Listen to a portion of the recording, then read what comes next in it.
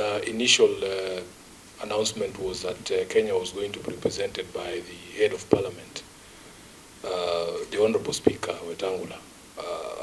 Was that information correct, or how did it happen that in the end our head of state was also present there? The head of state was on a state visit to China. And one of the challenges was to process and finish the engagements of the state visit on time to be able to be in the Vatican. So the precaution was that in the event that the logistics would become a problem, then there was a plan B. Okay, but the president made it out of his engagements there, and I think we are covered in the sense that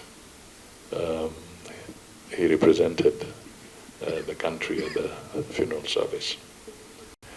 I think there was a member of parliament somewhere who was talking of candles having been lit and given to the leaders, and then the candles went off. It was in broad daylight. You don't need candles in broad daylight, and no candles were lit. No head of state had candles. And in fact, it would be a security threat if you are lighting fire where there are all those heads of state. So it is a figment of somebody's imagination for their own purpose. And all I can say is that the Pope's event, farewell, was an honorable, dignified process, very orderly. The Catholic Church programmers there had very clearly put order to how you come in. If it was a head of state, it was one head of state plus 4. That means they were not allowing anybody beyond that. And the people ushering in people were either at the level of cardinals or archbishops or bishops.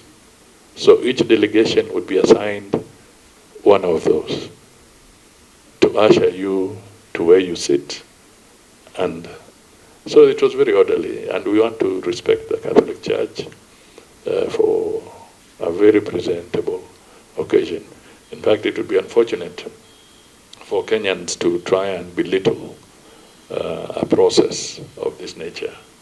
Kenya's position with respect to China is that we have adopted a one China policy. And that is the partnership that we've had with China ever since, and therefore we do not recognize Taiwan as an independent nation. We believe in a one China policy, and that's the principle that has been guiding us, not just now, but to the best of my knowledge, each successive government has maintained the one China policy. And it is in our strategic interest that we maintain the one China policy. We believe it's important to always have an official Kenya position on some of these very critical areas, so that we don't send mixed signals on very clear, on very strategic areas. And I know, for instance, there were some people who were pushing to have a delegation from Parliament to go to Taiwan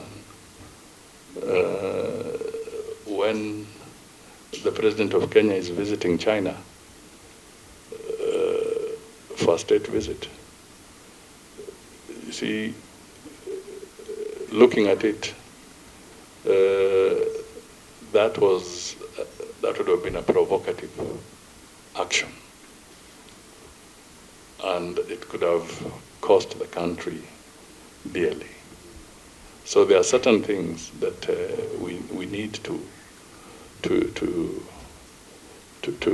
be alive to, because they can have serious and devastating implications on on the broader welfare of the country.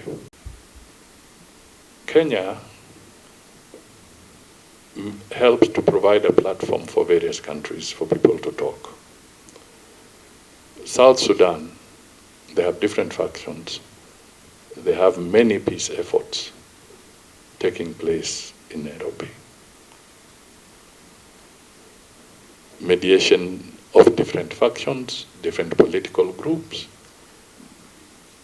And Kenya has always offered that opportunity. In fact, you will recall that South Sudan began its journey here in Nairobi by different factions coming here and talking until they got their independence. When we look at the DRC, and you'll be familiar with the Luanda process, the Nairobi process, that terminology, which is now merged into one process. Heads of state of the East African Community and SADC came together in a summit and they said, let us have one forum so that we avoid forum shopping of people cherry picking which meeting to go to and which one not to go to. It delays the peace process. You will find that the Luanda process was designed led by the president of Angola, to broker the peace process between DRC and Rwanda, to bring dialogue between the two states, interstate. Then President Uhuru is leading the Nairobi process, which was to bring inter-Congolese dialogue, including the M23. So all the various factions in DRC, they fall under the Nairobi process. And these are processes acknowledged and recognized by the African Union. So Kenya talking to these people was not in breach.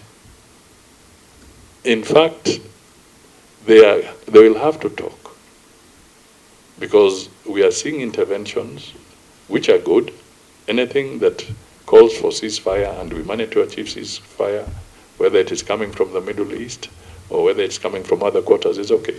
But the long-term sustainability of the DRC will require deeper dialogue to go to the root causes. And this deeper dialogue will have to bring together a conversation of all these parties, M23 included.